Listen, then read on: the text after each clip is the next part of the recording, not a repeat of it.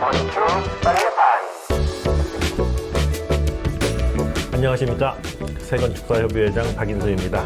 요즘 무더위에 잘 지내고 계신지 모르겠습니다. 좀 저희가 뜸했는데요. 최근에 또 좀 이 빨래판에서 다루어야 할 이슈가 하나 생겨서 오늘 이렇게 여러분을 찾아뵙게 되었습니다. 오늘 저희 이렇게 말씀드릴 내용은 허가권자 지정 감리에서 제외되어 있는 역량 있는 건축사가 설계한 건물에 관한 내용인데요. 오늘 이 내용을 같이 이야기하고자 이승환 선생님 모셨습니다. 인사와 소개 좀 부탁드릴까요? 네. 아이디알 건축사 사무소 이승환 소장이라고 합니다. 반갑습니다. 박수 쳐드리고 싶습니다. 네, 그래요. 그러면 지금 최근에 좀 문제라고 얘기할 수 있겠는데요. 이거 왜 이렇게 지금 문제가 되고 시끄러운 걸까요? 이게 허가권자 지정감리 예외 조항이 있잖아요. 네네네. 예외 조항이 이제 그 건축법 제 25조에 보면 세 가지가 있는데, 네.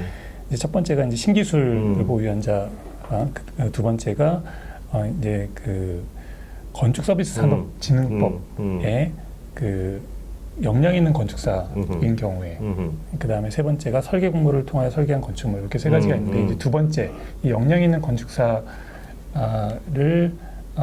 는 그 허가권자가 그 감리를 지정하는 것에서 예외로 이제 봐주었는데, 조건이 매우 까다롭게 바뀐 거예요. 그것도 이제 전국 단위에서 바뀐 게 아니라 서울시. 서울시만. 지금 당장은 그렇죠. 서울시만 지금 저희가 알고 있는 거죠? 네. 근데 다른 시도도 있을 수 있지만 그렇죠. 잘 모르는 거죠, 네, 그거는. 네, 아무튼 현재 지금 오늘 우리 얘기는 서울시 얘기다. 네네, 그렇죠. 오케이. 네. 네. 근데 이제 까다롭게 바뀌었다는 걸로 이제 시작이 되는데, 그럼에도 불구하고 까다로운 것만으로는 저희가 공유가 잘 안 될 테니까. 그렇죠. 네. 뭐가 까다롭게 바뀌었다는 거예요? 일단 이번에 바뀐 내용을 다루기 전에, 네네. 그 전에 한 차례 변경이 있었는데, 아하. 그것부터 잠깐 좀 말씀을 드리고 뭐가 변경이 넘어갈 것 있었습니까? 같습니다. 원래 이제 그 역량 있는 건축사라는 거는 방금 전에도 말씀드렸듯이 건축서비스산업진흥법에 정의가 나와 있는데, 네. 거기에 보면은 이제 크게 이제 두 가지죠. 하나는 설계 공모에서 입상한 네, 경우, 그 다음에 건축 대회에서 수상한 경우, 이렇게 그 두 가지 조건을 네. 두 가지 중에 한 가지만 만족을 하면 네. 이제 역량 있는 건축사가 되는 건데, 네. 근데 처음에 시행 초기에는 그 조건에 해당하는 사람들이 많지 않았죠. 처음에는. 네, 처음에는 많지 않았죠. 근데 그게 그 입상을 그 5등까지 주고 그러다 보니까 사람이 많아졌어요. 네, 엄청 수가 많아져서 이제 그 예외 조항에 해당되는 감리자가 할 수 있는 사람들이 너무 많아졌다. 그래서 건축법 시행령에서 역량 있는 건축사지만 그 중에서 공모전은 당선, 그 다음에 건축상은 최우수상, 대상도 있으니까 아마 최우수상 이상일 것 같은데, 그렇게 그 범위를 좁혔죠. 그렇군요. 거기까지는 또 어떻게 그럴 수도 있지라고 그렇죠. 저는 생각을 했어요. 다른 분들은 어떨지 잠깐만 이제 우리 또 들으시는 분들 이해를 돕기 위해서, 네네. 그러니까 역량 있는 건축사는 있는 거예요. 네, 그러니까 그렇죠. 그 기준이 바뀌지는 않았어요. 그렇죠. 그런 거죠. 네네. 근데 이제 허가권자 지정 감리를 위한 역량 있는 건축사는 그 역량 있는 건축사 정의 중에서도 네. 좀 더 좁힌 거네. 그렇죠. 좁혀서 네네. 공모전에서 당선되어야 된다. 네. 그렇지? 그 다음에 건축 관련 수상에서 네. 최우수상을 네. 받으신 분들만 그렇죠. 네. 감리를 할 수 네네. 있다. 네. 거기까지는 우리가 동의가 된다. 저는 하여튼 거기까지는 동의합니다. 다른 분들은 어떨지 모르겠는데. 알겠어요. 네. 그런데 이번에 서울시에서 바뀐 거는, 네. 이거는 뭐라 그래야 되나요? 뭐라고 해야죠. 뭐라고 지금 하려고 이제 저희가 모였죠. 그러니까 용도를 가지고 제한을 거는 거예요. 용도? 네. 자격이 아니고요. 그렇죠. 네네. 용도. 네. 그러니까 동일한 용도만 인정을 하겠다는 거죠. 뭐의 동일한? 그러니까 예를 들어서 내가 지금 설계를 했는데, 그래서 감리를 하려고 하는데, 이 용도가 다세대인 거예요. 네네. 그럼 다세대로 공모전에서 당선이 된 경력이 있어야 이 다세대 건축물에 감리를 할 수 있는 거죠. 오케이. 그럼 네. 최우수상은요? 그 최우수상을 받은 건물? 그렇죠. 아하, 네네. 그렇죠. 그 건물이 그 용도가 같아야 네, 감리를 할 수 있는. 맞습니다. 네. 그렇군요. 그런데 이거는 지금 허가권자 지정 감리 를 하는 가장 많은 용도가 그렇죠. 다세대 다가구죠. 근생. 네. 근생도 있겠네요. 근생 중에 이제 작은 것들. 그렇죠. 근생. 다세대 다가구가 제일 많죠. 네, 네, 그럴 네. 거 다세대 네. 다가구 근생. 네. 이게 아마 제일 많은 그렇죠. 용도가 네. 될 것 같은데 공모전에서 저런 다세대 다가구 그러니까요. 그래서 이제 공모전은 근생을- 전무하다고 봐야 되고요. 네.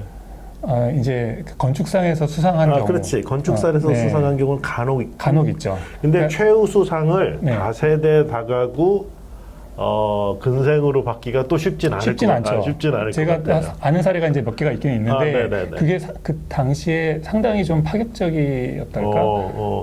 지금 뭐 실명을 밝혀도 되는지 모르겠지만 네, 밝히지 마세요. 네. 하여튼 건축문화 대상에서 그 주거 부분의 대상을 받은 게 그 다가구 기억이 하나. 저도 기억이 납니다.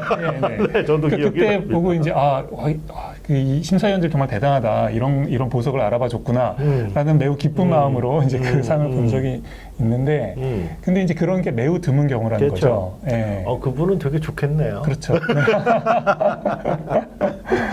그래요. 네. 알겠습니다. 지금 문제는 대충 이해를 했어요. 네. 그러니까 정리하자면 기존에는 역량 있는 건축사로 네. 그런 그 정의에 의해서 네. 감리를 할 수 있었는데 이게 서울시에서 그 용도로 제한하는 바람에 할 수 있었던 걸 못하게 된 거네요. 네, 그게 그렇죠. 이제 문제인 네. 거네요. 거기에 한 가지 좀 궁금한 점이 있는데 이 정확하게 사실 이런 규정을 만들어야 되잖아요. 근데 이게 세부 용도를 가지고 제한을 하는 건지 아니면 좀 더 넓은 범위의 용도를 가지고 이 제한을 하는 건지가 확실치가 않아요. 그걸 조금 설명을 좀 더 해주셔야 될 것 같아요. 그러니까 예를 들어서 그 LH에서 그러니까 이제 뭐 공공건축 공공주택 그 공모대전 같은 것이 있잖아요. 그래서 이제 LH에서 발주한 그 공공주택, 이제 공동주택이라고 이제 얘기를 해야겠죠. 네네. 그 공모전 이름은 공공주택이지만 그 공동주택에 당선이 돼서 이제 큰 규모의 아파트를 설계를 했는데 그 경우에 같은 주거군이니까 다세대 다가구가 가능한지 주거군이니까 네, 이제 어느 정도 이게 좀 그 시행이 되다 보면 이런 질의가 계속 들어올 거예요. 그렇구나. 네네. 이제 문화시설 뭐 이렇게 그렇죠. 뭐 용도 시설별로 이렇게 해서 그렇죠. 네. 그거는 어떻게 보면 근데 저는 이게 웃긴 게 좀 취지가 달라진 것 같아요. 그러니까 맨 처음에 역량 있는 건축사를 빼준 거는 감리를 이분들이 충분히 하실 수 있다라고 그렇죠. 본 것인데 그렇지 않다라고 본 거네요. 그렇죠. 결국은 그렇지 않다고 보고 해당 용도에 대해서만 하겠다. 이거는 원래 법의 취지를 반하는 일인 것 같네요. 그렇죠. 그러니까 사람으로 지정을 했던 걸 용도로 다시 간 거니까 이거는 좀 문제가 있는 것 같네요. 법의 취지뿐만 아니라 그 법 시스템을 봐도 뭔가 이렇게 하극상의 느낌? 단어가 과격한데. 그렇죠. 이게 이제 그러니까 법이라는 게 법이 있고 그렇죠. 동의합니다. 시행규칙이 있는데 이거는 시행규칙 더 하위에 그렇지. 지자체 조례도 아니고 무슨 운영 기준이면 사실 조례보다 더 아래라고 이제 보이는데 이제 아래가 그 위의 형도 아니고 그 위의 형도 아니고 이제 한참 올라가서 본 법의 취지를 이제 부정을 하는 거니까. 자, 그러니까 법의 정신을 반하네요. 그렇죠. 법의 정신을 반하는 것 같습니다. 그렇죠. 그러면 뭐 충분히 아마 공감들을 하실 수 있을 것 같고요. 그러면은 이제 여기서 문제가 되는 역량 있는 건축사는 도대체 누구입니까?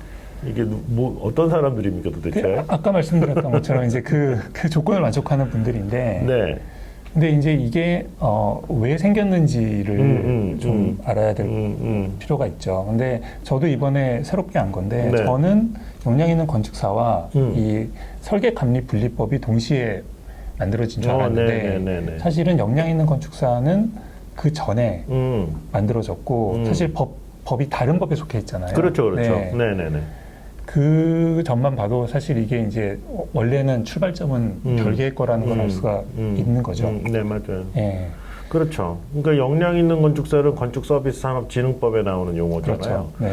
그러면 이게 왜, 그러니까 역량 있는 건축사라는 게 건축사인데 역량이 있다라고 지정을 해준 데는 이유가 있겠죠. 그렇죠. 그다음에 네. 이유가 있을 것 같고, 그다음에 역량 있는 건축사한테는 사실 근데 저는 개인적으로 좀 아쉬운 건 그 법률, 건축서비스산업진흥법이 만들어진 다음에 이게 좀 개정을 통해서 더 업그레이드가 되거나 내용이 정밀해지거나 아니면 좀 더 깊어지거나 아니면 문제점이 있으면 좀 고치거나 뭐 이런 노력들이 있었으면 좋겠는데 약간 뒷방에 있는 맞아요. 할아버지처럼 네. 돼버린 거예요, 이 법률이. 그러면서 이제 사람들이 필요에 따라서 네. 갖다서 쓰는데 사실 네. 서비스 산업을 진흥하겠다는데 네. 아 참 그게 건축 산업으로 이름이 바뀐 것 같더라고요. 뭐 아무튼 그런 이름처럼 취지가 좋은 법률인데 그거에 대한 관심이 좀 적은 게 좀 아쉽고 네. 그다음에 역량 있는 건축사는 제가 생각하기에는 뭐 특히 이제 지역에서도 그렇고 네. 뭐 예를 들면 공공건축물을 기획하는데 네. 지역 분들이 하면 되지요. 네. 뭐 그걸 뭐라 그러는 게 아니라 근데 이게 역량 있는 건축사를 써서 만일 기획을 하거나 심사를 하거나 해서 좀 더 지역의 발전에 기여하자고 하는 게 취지로 저는 알고 있거든요. 네. 그러니까 이게 어떤 그 누구의 일감을 뺏자 뭐 이런 류의 얘기가 아니라 지역에 계신 분들이 하면 좋은데 네. 혹시 아무래도 지역에서 조금 숫자가 부족할 수도 있고 네. 다양한 분들이 네. 없을 수도 있으니까 네. 이렇게 해서 지역에 있는 어떤 좀 그 왜 해외에는 좋은 사례 많잖아요. 지역에 가면 그렇죠. 꼭 방문하고 네. 구경하고 네. 또 동네에서도 되게 좋아하고 네. 그런 네. 건물들이 있으니까 네. 그런 것들 쪽으로 가보고자 네. 하는 것. 그 다음에 또 제가 생각할 때 역량 있는 건축사는 또 중요한 게 예를 들면 국내 여건상 좀 이렇게 연세가 많이 드셔도 네. 좋은 건물들을 계속 지속적으로 할 수 있으면 좋겠지만 예를 들면 한 60대 중반인데 뭐 경험도 충분하시고 네. 훌륭한데 뭐 네. 현업이 이렇게 새로 일이 잘 안 되실 때 네. 그럼 이런 걸 통해서 네. 어떻게 보면 기획도 좀 해주시고 또 이렇게 자문도 좀 네. 해주시고 네. 또 뭐 설계도 하실 수 있으면 좀 해주시고 또 감리도 좀 하시고 네. 뭐 해서 계속 그 건축에 관련된 일들을 해 나가시면 그리고 좋은 영향을 계속 끼쳐주시면 굉장히 좋은 방향으로 갈 수 있는 제도가 아닌가 이런 생각을 갖고 있는데 그렇게 다들 생각하지는 않는 것 같습니다. 근데 지금 해주신 말씀이 실제로 역량 있는 건축사 법을 만들 때 네. 그 논의되었던 아 그래요. 내용이죠. 네네네네네. 네. 아니, 제가 여쭤보는 겁니다. 아, 그래요? 저는 이제 아마 그랬던 걸로 네, 저는 백그라운드 잘 추정합니다. 모르니까. 이게 왜 그러냐면 네. 이 뜬금없거든요, 사실은. 네. 어디에도 그 소위 이제 건축사인데 거기 앞에 역량 있는을 붙여준다는 건 네. 어떻게 보면 특혜라고 보이기도 하지만 그렇죠. 그게 특혜가 안 되고 공공에 기여하는 방향으로 간다면 네. 제가 좀 전에 말씀드린 것처럼 그분들의 어떤 그 재능 혹은 능력을 네. 공공에서 좀 쓸 수 있게 해야 이게 바른 방향으로 가는 것이지. 네. 뭐 이분들이 뭐 예를 들면 뭐 계약 하나 더 하자고 뭐 그런데 이걸 쓰인다면 그걸 누가 영향 있는 눈으로 네. 볼 수 있겠었는데 네. 그러니까 이 법의 취지를 잘 살피고 아마 감리에서 그걸 제외했던 이유도 네. 그분들한테 어떤 혜택을 주고자 했던 의도보다는 네. 그러니까 이게 역량이 있고 잘 좋은 결과물들을 만드시는 분들이니까 네. 그분들이 잘 알아서 네. 네. 잘 해달라고 어떻게 보면 네. 법률에서는 네. 그렇게 해준 거 아닌가 그런 생각이 듭니다. 네. 네. 제가 듣기에는 그게 이제 공공의 요구에서 출발을 했다고 그렇게 들었고. 아, 네. 네. 네, 네, 네. 근데 이제 이게 그 설계감리 분리법안이 추진이 되면서 이 허가권자 지정감리의 예외 조건으로 되면서부터 이제 좀 골치 아파지기 시작한 것 같아요. 그래요. 그럼 지금 이제 결국 지금 서울시에서 행하는 방식으로 네. 그 감리를 하면은 그 좀 이제 아까 이제 상황도 알았고 네. 역량 있는 건축사 네. 누군지 네. 다 네. 뭐 대충 공유가 됐다면 네. 그렇다면은 이거 서울시에서 하는 운영 기준대로 했을 때 어떤 예상되는 문제들이 뭐 어떤 것들이 좀 있을까요, 이게? 저는 약간 좀 과장해서 얘기하면 너무 과장은 하지 마세요. 적당히. 이제 그 설계감리 분리가 본격화되는 게 아닌가라는 생각이. 아, 설계감리 분리. 네, 네, 네. 네. 그렇죠. 그러니까 사실 이게 법 조항은 남아 있는데 이건 뭐 시행령도 아니고 뭐 저기 신규칙도 아니고 저기 하위 법이라고 말해야 되는지 모르겠지만 어쨌든 우리 실생활에 영향을 미치니 법은 법이겠죠. 네, 이게 그 본 법안의 어떤 가장 가장 중요한 그 작동 원리를 그냥 부정하는 거잖아요. 그렇죠. 네, 그러니까 사실은 예전에 예를 들어서 뭐 지역의 1000명 건축사 중에 이거 해당되는 사람이 100명이었다면은 지금은 2명, 3명 뭐 이런 꼴이 되는 거니까 그냥 뭔가 그 조항은 남아 있는데 실제로는 그냥 없는 것처럼 돼버리는. 그렇죠. 무력화시키는 네, 법을.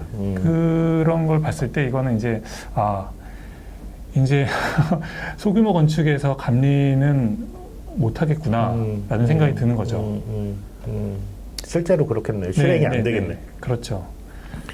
또 어떤 문제들이 또 그거 말고는 있을까요? 실행이 안 된다. 네, 뭐 그러니까 그 실행이 안 되면 생길 수 있는 문제에 대해서 이제 생각을 해봐야 되는 거죠. 이제 그거를 따져보려면 설계감리분리법이 추진되었을 때 사실 이렇게 쉽게 그 법이 만들어지고 통과된 것은 아니잖아요. 네, 그럼요. 굉장히 그때, 갈등 구조가 있었죠. 갈등 구조가 있었고 그것 때문에 이제 건축계가 들썩들썩했는데 그때 어떤 논의들이 오갔는지를 생각을 해보면 지금 이 서울시에서 추진하는 이 변화가 불러올 문제점을 다시 한번 상기할 수 있는 거죠. 그렇죠. 네. 맞아요. 그때 이게 상당히 말들이 많으면서 이제 합의가 되었던 것이었는데 상대적으로 그 합의가 이루어질 때 그 설계 의도 구현이라 그건 뭐 아직도 요원한 것 같고요. 요원하죠. 실제로 뭐 좀 해보려고 하는데 상당히 요원한 것 같습니다. 그리고 또 그래서 이제 세 가지 아까 얘기한 신기술을 쓴다거나 그다음에 역량 있는 건축사거나 설계 공모의 당선. 공모에 근데 공모 당선은 다른 법들로 다 이제 또 못하게 돼서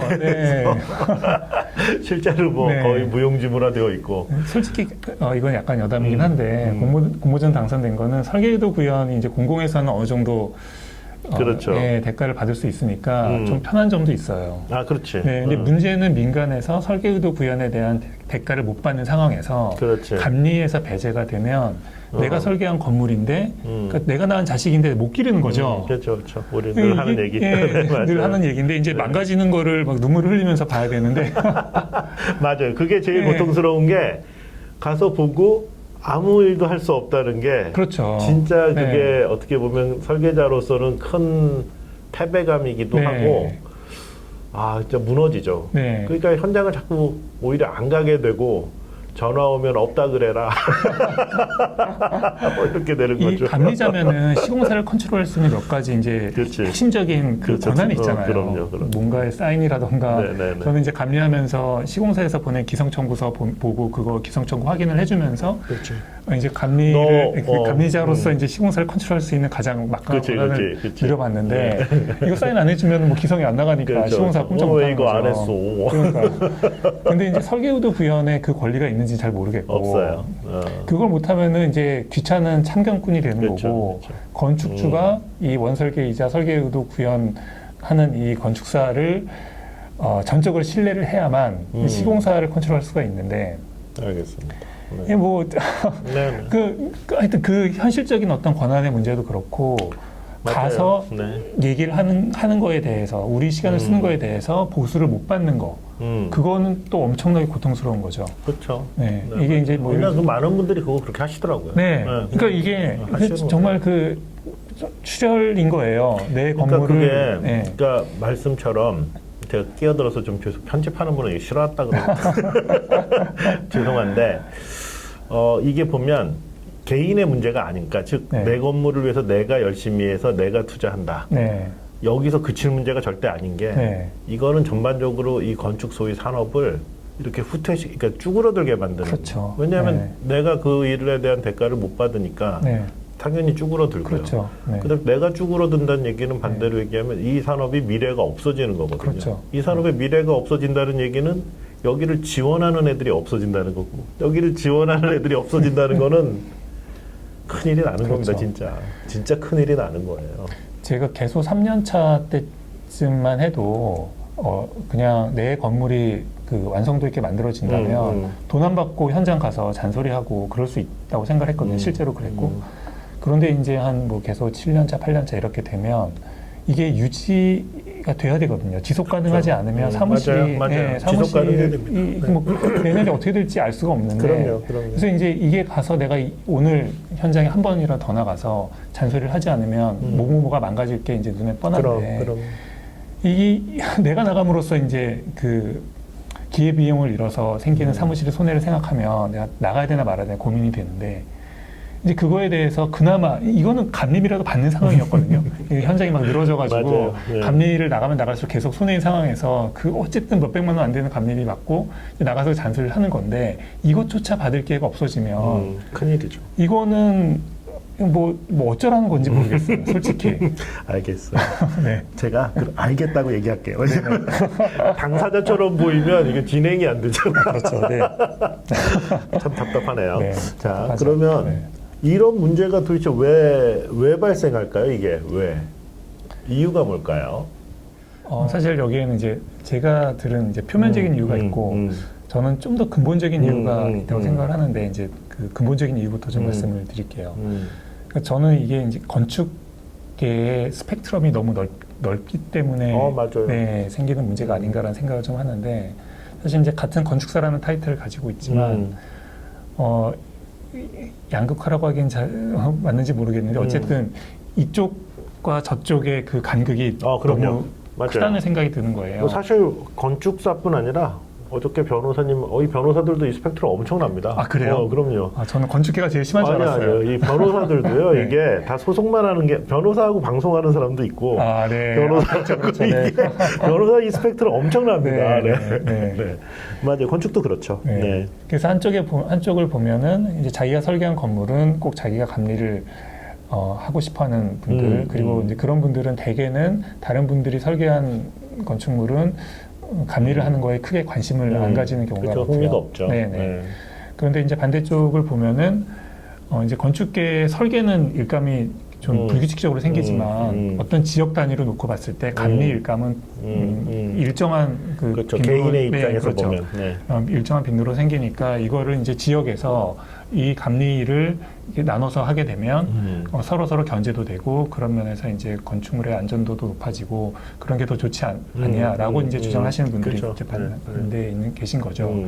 저는 이제 물론 처음에 말씀드렸던 그쪽 이제 부류에 더 가깝지만 그렇다고 이제 반대쪽에 계신 분들을 이렇게 폄훼하거나 그게 틀렸다고 말씀드린 건 아니에요. 저는 이제 그분들의 주장이 또 나름 일리가 있다고 보는데 문제는 우리나라의 제도는 사실 하나잖아요. 그렇죠. 하나인데 이 극단에 있는 이 분들을 모두 다 수용할 수 있는 그런 제도냐 이제 그게 문제인 거고 사실 저는 그 설계 감리 분리법이 그 어떤 제도의 디테일을 통해서 이렇게 이제 입장이 다른 하나의 그 전문가 집단이지만 입장이 다른 분들을 수용할 수 있었던 좋은 본보기라는 생각을 했었는데 이제 그게 이번 서울시의 조치로 균형이 깨졌다는 생각이 들었어요. 그러니까 고속도로가 돼버려 한 방향으로 쭉 가는.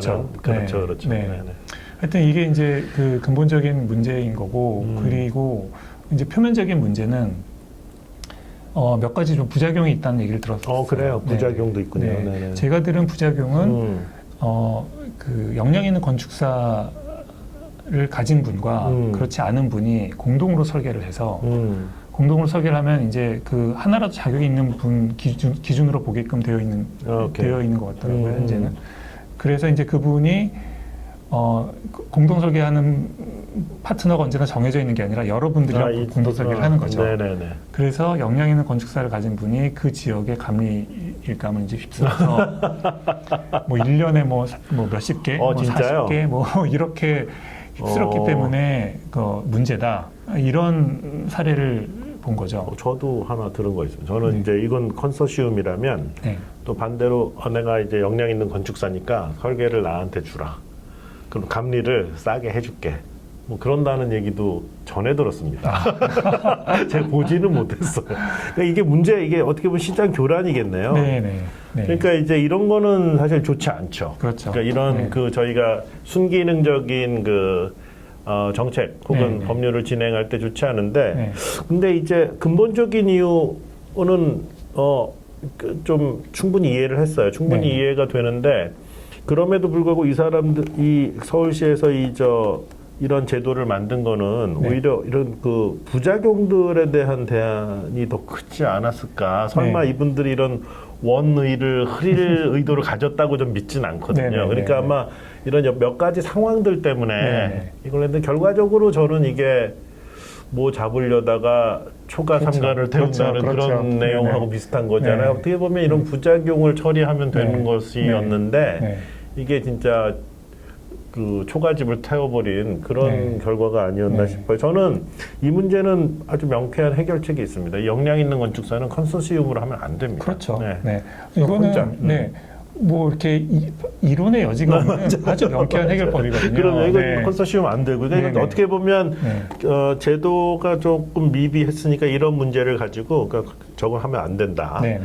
그다음에 역량 있는 건축사는 이걸 마케팅 툴로 쓰면 안 되지. 이게 어떻게 보면 역량 있는 건축사라고 일종의 약간의 그 권한과 네. 네. 어떤 좀 이익을 준 건데 네네. 그걸 가지고 영업을 했다. 네. 참 지탄받아 마땅합니다. 그러니까 그거는 그렇게 하면 안 네. 되죠. 네. 그리고 예를 들면 역량 있는 건축사도 비용은 똑같이 하든가 아무튼 그 그렇죠. 설계 마케팅으로 네. 진행할 수 없고 그것도 방법은 좀 생각해야겠습니다만 네. 네. 그런 식으로 해서 원의와 당시 합의 정신과 네. 이런 것들을 잘 유지하면서 갈 수 네. 있도록 네. 그렇게 진행하는 것이 좋지 않았었나라는 서울시의 좀 더 세심한 배려 내지는 서울시의 아까 뭐 문제를 해결하겠다는 의도는 알겠어요. 네. 근데 이분들이 뭐 이런 그 아까 근본적인 내용에 대해서 의심을 하거나 그러진 않으셨을 테니까 네. 네. 그렇다면 좀 쉽게 접근하지 않으셨나 네. 문제에 대해서 그래서 좀 재고를 다시 한번 드립니다. 혹시 이 네. 문제에 대해서 또 좀 해주실 네. 말씀 있으실까요? 또 한 가지 좀 언급하고 싶은 게 이 역량 있는 건축사라는 용어가 불러일으킬 수 있는 반감. 네네네. 이게 사실 좀 고려가 돼야 되는 것 같아요. 아, 네네. 네. 저도 동의합니다. 네네. 네, 그러니까 네. 뭐 이게 뭐 아시겠지만 법률을 만들 때 보면 네. 이게 다 막 그 협의하는 과정에서 잘려 나가고 뭐 그러는데 그리고 또 급조되는 것들도 이게 그러니까 어떻게 보면 컨셉이 명확한 내용이라면. 네. 뭐 역량 있는을 없앤들 무슨 상관이 그렇죠. 있겠습니까? 그러니까 그렇죠. 그런 네. 목적에 맞는 건축사, 네. 땡땡땡 건축사, 뭐 네. 그런 건 정하면 되죠. 그러니까 그렇죠. 이게 좀 반감이 있다면 네. 좀 맞아요. 그런 이게 식으로 해서 정말 그 불필요한 오해를 좀 불러일으키는 네, 그러니까 것 그런 같은데. 네. 그리고 또 반대로 이런 걸 얘기하실 때 또 그런 그 이름에 담긴 그런 작은 내용으로 또 이렇게 그 본질이 호도돼서도 곤란하지 그렇죠. 않을까 네. 이게 반대로. 네. 네. 근데 아무튼 그런 호도될 가능성이 있다면 그건 네. 논의해서 이름 자체야 뭐 네. 누구 이름이든 어떻습니까?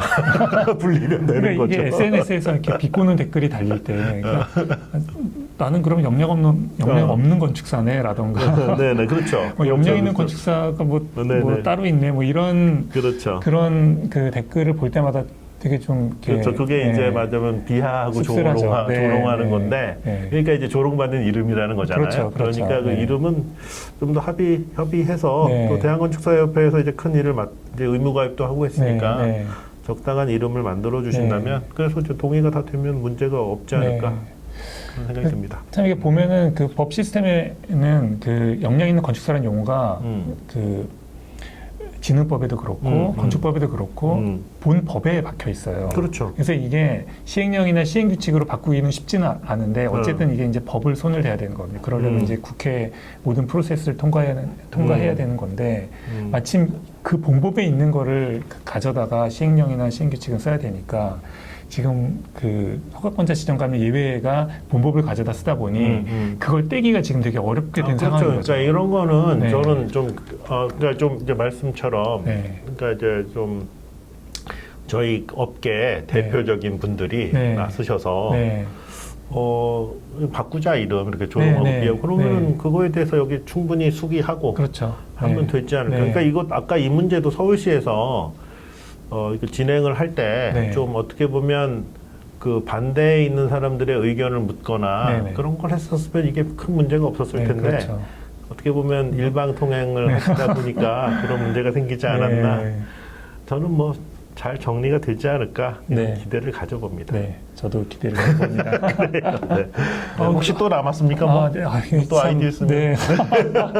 어떻게 하면 우리나라 이 건축계, 그러니까 건축 문화도 발전시키고 건축계도 계속 지속 가능하게 만들까라는 게 이제 모든 분들의 고민일 것 같은데 어떻게 하면 좋을까요? 네, 지금 저는 아무튼 요거는 현재 이제 저희가 합의된 내용, 그러니까 이제 설계감리 분리할 때, 그다음에 지금 설계감리, 허가권자 지정감리에서 그 건축법에서 지정한 내용에 대해서 반하는 내용이기 때문에 일단 이건 현재 상태에서 이거는 좀 다시 재고되어야 된다.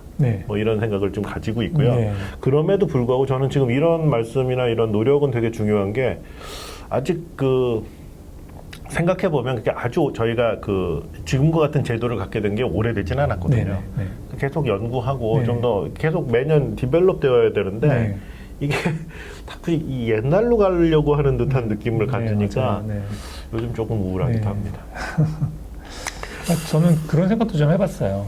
이 설계감리 분리법이라는 법을 사실 처음에 만들었을 때의 그 쟁점 중에 가장 컸던 게 감리에 대한 대가가 약하다. 네, 너무 약하고 그 존재감이 희미하니까 감리비를 제대로 받기 위해서 그것도 이제 큰 이유였다고 들었고 또 한 가지는 이제 부실 감리인 경우도 이제 그 중요한 원인이라고 들었는데 사실 이게 그 설계감리 분리법을 시행을 하면서 예를 들어서 한 10년 혹은 뭐 15년 이 정도 운영을 하다 보면 이 건축계의 건축시장, 건축계의 말하자면 이제 건축주의 입장에서 이런 일은 이 정도 대가를 줘야 된다. 그리고 이제 일한 입장에서도 지금까지 다 이런 정도의 대가를 받았다. 그리고 그 대가를 받으면 일은 제대로 다 책임지는 일이니까 다 끝까지 확인하고 제대로 사인을 해야 된다. 이런 것들은 정착이 될 거라고 봐요. 그렇죠. 그게 정착이 되면 그 다음에는 설계한 사람이 감리를 하는 것의 순기능인 건축물의 퀄리티를 올리는 그 순기능, 그것은 다시 예전으로 복귀가 돼야 되는 게 아닌가라는 생각을 좀 해봤거든요. 전 기대는 되는데요. 그렇게 빨리 될 것 같진 잘 않는 느낌을 갖게 됩니다. 알겠습니다. 근데 하여튼 큰 원인, 제가 이제 제기한 여러 가지 문제점이 있지만 그 중에 또 큰 맥락 중에 하나가 이제 건축 상담을 할 때 물어보신 내용 중에 하나가 감리까지 같이 할 수 있냐라는 걸 물어보신 경우가 많아요. 그 말은 건축주 쪽에서 요구가 있다는 거거든요. 그럼요. 네. 맞아요. 이제 그렇게 하면은 설계도 구현을 얼마나 알고 계신지 모르겠지만 만약에 그렇게 해서 들어갈 비용을 조금은 줄이는 것도 있지만 사실은 설계한 사람이 감리까지 책임을 져주는 게 조금 더 든든하다라고 판단하시는 분들이 분명히 있기 때문에 그런 거고 건축주가 이제 그런 선택권이 없어지는 것은 어떻게 보면은 권리를 빼앗기는 게 아닌가라는 생각이 그렇죠. 들어서 건축주 그게 이제 처음에도 얘기가 있었습니다. 하지만 오늘 그 설계감리 분리 문제를 다 다루긴 좀 어려우니까 오늘은 일단 역량 있는 건축가들의 그 건축사인가요? 건축사죠. 역량 있는 건축사의 그 범위와 감리를 못하게 되는 그런 문제를 좀 중점적으로 좀 얘기를 했고요. 근데 저는 이 문제는 아까 말씀하신 문제 해결이 좀 간단한 편 아니었을까. 이게 지금 몇 가지 문제들만 하고. 그러니까 제도라는 게 보면 서로 가꾸고 계속 갑론을박하면서 이렇게 좀 발전해 나갔으면 좋겠습니다. 한번 만들어 놓으면 이걸로 쭉 간다. 그게 좀 이상한, 오히려 맞아요. 사회도 바뀌고 사람들도 바뀌고. 그러니까 저희는 이제 건축계는 지금 요동치고 있거든요. 지금 이미 5년제 학생들이 상당히 자리를 잡았고, 건축 설계라든지 아니면 또 시민들의 인식도 뭐 비교가 되는 뭐 과거보다는 지금 훨씬 높은 수준에 도달해 있기 때문에 그런 것들을 감안했을 때, 야, 이거 진짜 낡은 툴로 이걸 계속 끌고 갈 수 있겠느냐 이런 생각이 듭니다. 아무튼 오늘 고맙습니다. 말씀 잘 들었고요. 여러 가지 좀 도움이 되었으면 좋겠습니다. 저는 개인적으로 조금 더 드리고 싶은 말씀은 최근에 그 임의 규제, 각 지자체의 임의 규제에 대해서 우리 협회에서도 많이 여러분들이 알려주고 계시고 또 공공에서도 이제 관심을 갖는 것 같습니다. 근데 이 임의 규제를 보면 도대체 왜 이러는지 참 알 수가 없는 경우가 많아요. 예를 들면 다락이 대표적이라고 할 수 있습니다. 또 일조권 합의 뭐 이런 거예요. 그러니까 남측 일조 합의. 그러니까 다락은 법에 당연히 되도록 되어 있거든요. 근데 이제 또 보면 다락을 할 수가 없어요. 실제로 허가상에서는. 근데 이제 하도 많이 들어서 이제 허가청에서 하는 이유도 다 압니다. 이게 불법의 소지가 있다. 그렇죠. 즉, 다시 말해서 변경해서, 다락을 변경해서 뭐 임대를 한다거나 그럴 소지가 있기 때문에 안 된다. 근데 법에서는 그런 것들을 감안하지 않았거든요. 그러니까 그거는 적발해야 될 문제고, 그렇죠. 불법으로 해야 될 문제지, 그러니까 그건 또 오늘 속담이 됩니다. 구더기가 무서운 거잖아요. 장담구기에. 장은 먹어야 되지 않겠습니까, 저희가. 그런 측면에서 이런 것들을 보면, 특히 이제 루키, 새로 시작하는 분들은 법률에 딱 나와 있고, 한데 안 된다는 게, 이게 참 이상한 것이죠, 이게. 그럼 법을 고쳐야죠, 안 되면은. 불법을 하면 안 된다든지. 그래서 그런 면에서 전 좀 이런 그 임의 규제에 대해서 좀 설계하시는 분들이 좀 신경을 많이 쓰셔야 되겠다. 그리고 또 저희 협회로 알려주시면 이 임의 규제에 대해서는 저희가 좀 대응을 정확하게 하도록 하겠습니다. 그래서 저희 협회는 앞으로도 할 일이 굉장히 많을 것 같고요. 관련하여서. 또 특히 오늘 다루었던 내용도 또 매우 중요한 내용인 것 같습니다. 작지만 굉장히 핀포인트 할 수 있고 또 지적할 수 있는 문제가 아닌가 그런 생각이고, 서울시의 관계자 여러분들이 좀 아까 그런 좀 단순한 문제로 좀 이거를 해결을 해주셨으면 좋겠다. 그런 생각을 갖게 되네요. 오늘 장시간 너무 감사드리고 또 이렇게 공유해 주셔서 너무 고맙습니다. 감사합니다. 네, 수고 많으셨습니다. 고맙습니다. 고맙습니다.